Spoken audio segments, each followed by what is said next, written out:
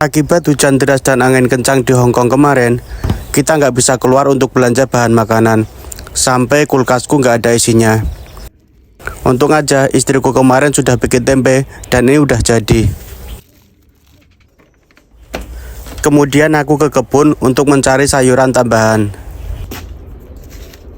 Dan untung aja di sini masih ada satu jantung pisang yang tersisa. Tanpa tunggu lama, langsung aja aku memetiknya.